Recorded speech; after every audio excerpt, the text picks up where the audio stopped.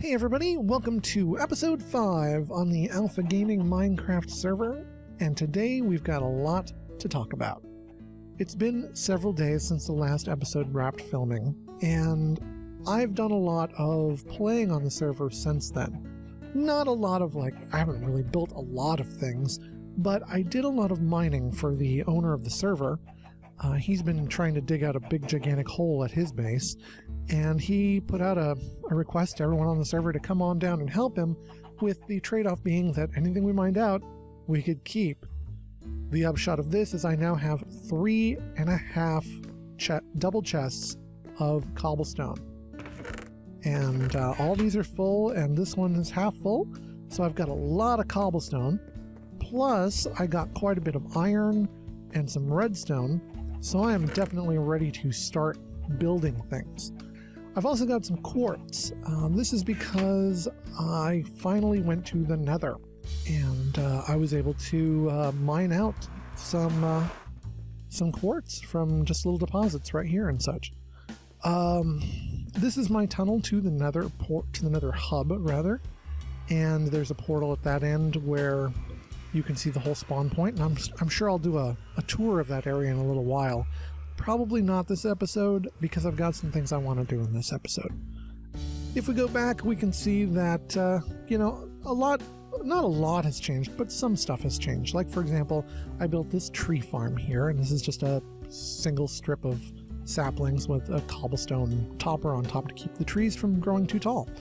And that works out pretty well, makes it very easy to get a lot of standard oak wood, which is great, that's what I need. I also started farming some more trees back here, as you can see, and, I started expanding the dark oaks, I started planting acacias, and I even got some jungle saplings and was able to plant some giant jungle trees in the backyard, too. I tried building that chicken farm. I tried it, and it didn't really work out the way I hoped. This chicken farm is a design by Azuma Void. It's been shown by Mumbo Jumbo. We've got one of them built in our spawn village area, and I guess they work great if you've got like 1 million chickens in there and you just sort of bury it underground and forget about it. What happens is there's some chickens up top here sitting on top of hoppers.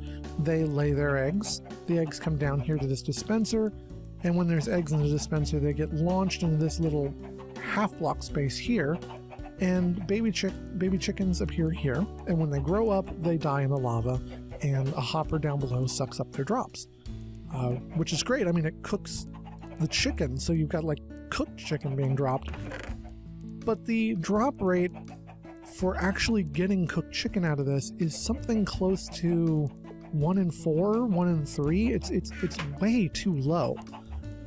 Something about the snapshots has had dropped items sort of flying off in really, really far directions. And I think what's happening is that the chicken is flying up into the lava and being destroyed before it has a chance to get into the hopper. So I'm going to do a little redesign on this system here, where basically there'll be a lava pulse that'll just periodically appear, like once every 3 minutes, let's say. Then the chickens will die of fire, and they'll drop their chicken where they're supposed to, and it should get sucked up into here. That'll require a bit of redesign of this system here. Well, actually not this system, but the launcher can continue as it is now, but I'll need to build a special timer for a lava dispenser. That's really all I want to do to that. So, I know I've mentioned that I'm a big fan of Mumbo, but I'm also a big fan of Shin from the Yogscast. His series Feed the World, which is based on a Feed the Beast server, is really probably my favorite Minecraft-based YouTube series of all time. I'm just a huge fan of it, and I love the way he does his videos, and I really would love to emulate some of the things he does without copying him blatantly. I mean, I'm not here to create that series, but he's given me some good ideas. And his series, like I say, it's based in Feed the Beast, where there's like 100 different food items, but he spends a lot of his time working on various farming techniques using the Feed the Beast system. Now, we're here in vanilla Minecraft, where a lot of those options simply aren't there. I mean, I can't build a quarry, I can't build auto farms, so I have to do things very simply using redstone contraptions. That's fine, I like redstone contraptions. Building things like this chicken farm, for example, and finding out there's a problem with it and trying to solve it with a different redstone contraption, that's fantastic to me. I'm really looking forward to that.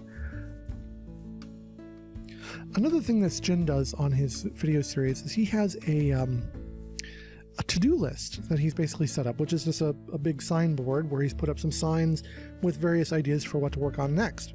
Seems like a great idea, but while I was looking around the farm trying to think of a place where I could put something like that, I realized that everything is a little junky. I mean, the house looks good. I don't mind the house. I like the house, but it's not exactly finished. There's a couple of small things I want to add to it, but you know, the portal's just sort of here and it's not really pointing in the right direction. These pumpkins, this wheat, and these reeds were just sort of slapped down along the river's edge in a desperate attempt to get food while I was building, you know. This tree farm, it's useful, but it doesn't have to be here. Likewise in the backyard, I mean, like these chickens here, I just dug a hole and threw some chickens in there to make some eggs in a hurry. Everything's been sort of last minute thrown together, and I don't like that. I want a little more organization here. I want to clean up these trees. They don't need to be quite like this. I'd like a little more organization. I'd like to look a little nicer. So I'm going to do a little bit of cleanup, and then we'll see about trying to find a place for the sign. I might also go ahead and move the portal. I won't move it very far, but I'll probably turn it around so it's facing this direction, and we'll go from there, you know? So, bit of cleanup time, I guess. So what I'm going to do at this point is tear down the trees that I've planted and sort of get a feel for how the land is laid out again. I'll tear down those projects that I built, the chicken farm that isn't working correctly, the little lava test block over there, the original egg farm, and of course this tree farm down below. Once I've done that, I'm going to do a little more terraforming, and then I'm going to go ahead and start looking for a place to put down that to-do list sign. I think that is the first best project to work on after I've cleaned up the area.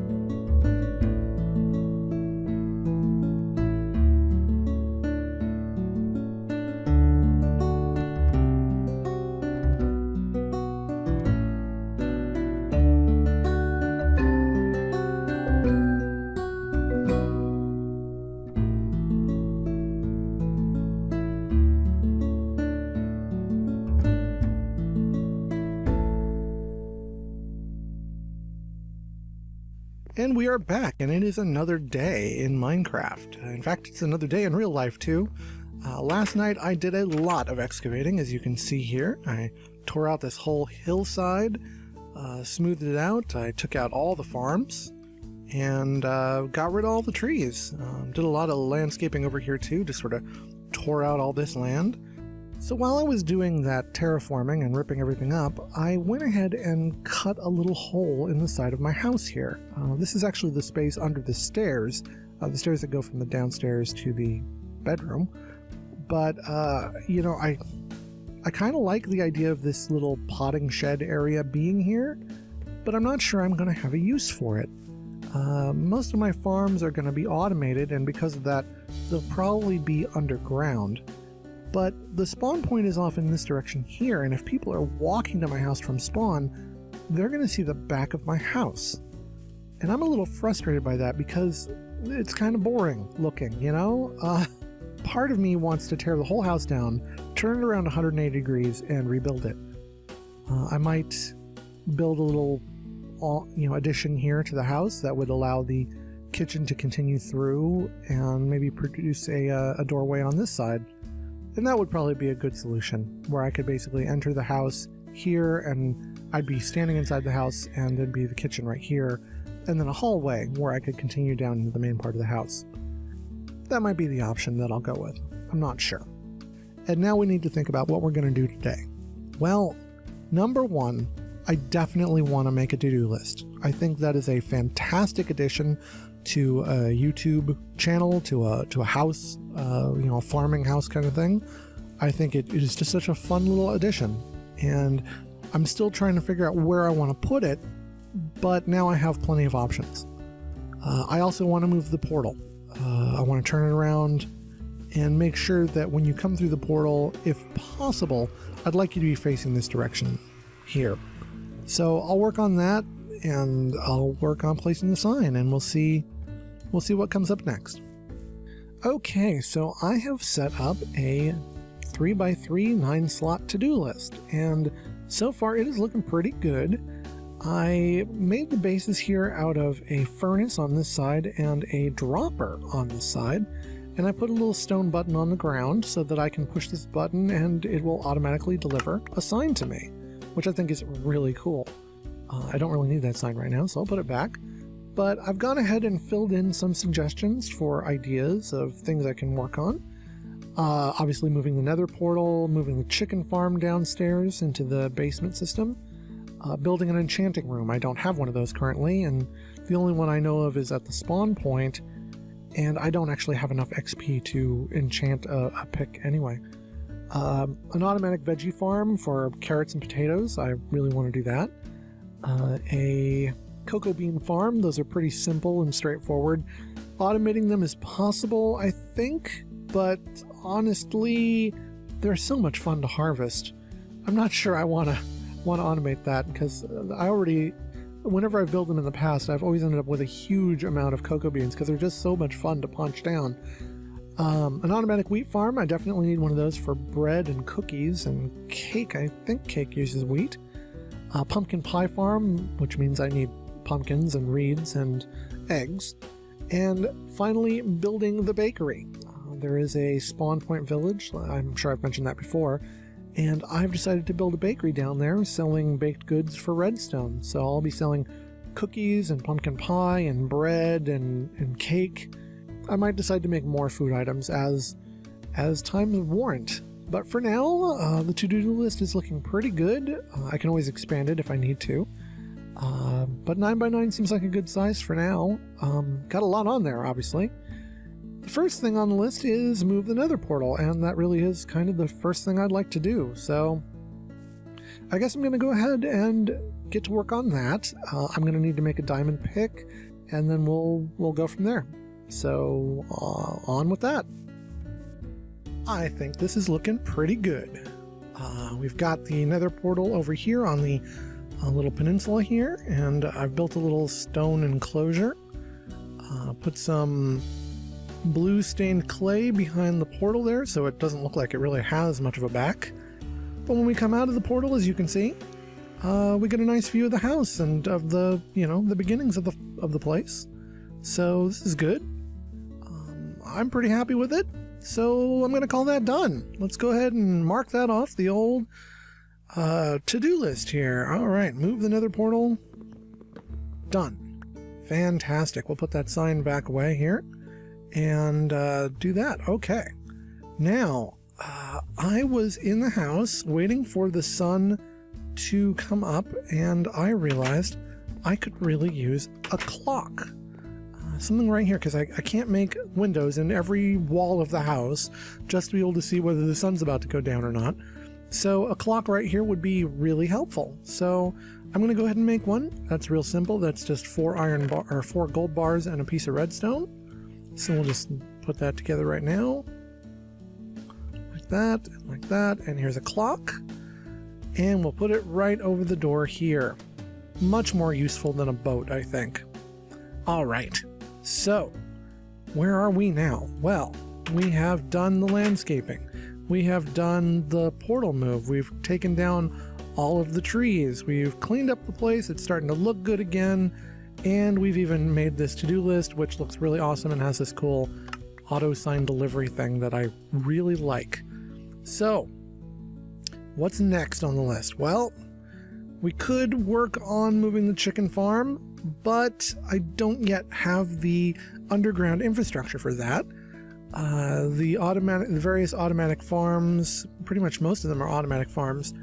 Again, they're going to need some space downstairs, I think, or at least upstairs. But to do automation, I really do need to build them underground to make it look nice. I'll probably build stand-in farms up here to sort of look like the farms, but they won't really be the farms that produce the food. And yeah, the only thing left is an enchanting room, which I don't have the diamonds for yet. And obviously building the bakery, which is, it's a ways off yet. I've got to have stuff to sell before I can build that bakery. So, in order to move the chicken farm and do these other automatic things, I need some more underground infrastructure. So, perhaps it's time to look at that. Hey guys, welcome back. It has been about a couple of days since my last edit, and well, a lot's gone on. I did some work downstairs, as you can see here. This staircase now leads to a hallway. I definitely like the way the hallway looks, but I'm not entirely sure I like the idea of the hallway being here. There's just something about the staircase from the upstairs coming down here and then you being forced to walk through the storage room to get to the staircase again that doesn't really sit right with me. I feel like it was a better idea to have this wall sort of knocked out and have a staircase continue down from there. And I think I might go ahead and just do that. Basically, that would mean that the staircase would begin right about here, which is, you know, fine. It's just different, but it'll mean I'll have to do some work down here. While I was reviewing the footage for this episode, I noticed something interesting about this little potting shed area here.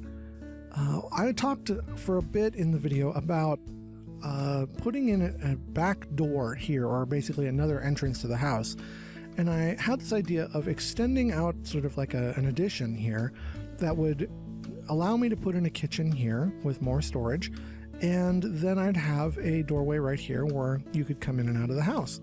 And that seemed like a great idea, but I suddenly realized while I was watching the video, I've already got that right there.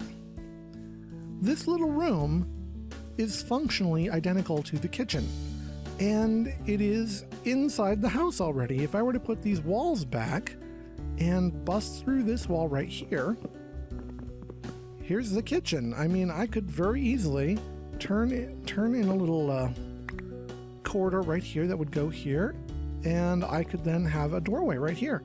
And so I'm definitely considering doing that. It'll require a bit of renovation to make it look good. There's some numbering issues, like with the chests here, they wouldn't quite line up correctly, so I might have to do something more akin to these single chests, but I could certainly do that. But that's going to be a bit of work, and I'm going to go ahead and save that for the next episode because we are running a bit short on time. But I will go ahead and put that on the to-do list so we don't forget about it, because that's what the to-do list is for. So let's see here. Renovate kitchen. Did I spell that correctly? I hope so. But really, we've gotten a lot done in this episode. I mean, I did all that landscaping, I moved the portal, I took out all those trees, that was huge. And of course the to-do list is put up now too. And there have been a number of important technical improvements to this episode as well. For one, I was finally able to track down the elusive source of that buzzing sound that was happening in my voice track. And once I was able to solve that problem, it was like the microphone got $10 better somehow. So that's really cool. And of course, the ambient audio track, which the music, I think that's a really good addition to the channel. It makes me feel a little better about my episodes, to be honest. And of course, I did change the intro and outro music, so it's like a complete audio package, which I think is good. So that's about it for this episode. In the next episode, I hope to have some progress to show off with this whole corridor project. And I'm definitely looking forward to doing that kitchen renovation. I think that's going to be a fun, creative project, and honestly, I'm really looking forward to it. So until then, thank you very much for watching, and I'll see you next time.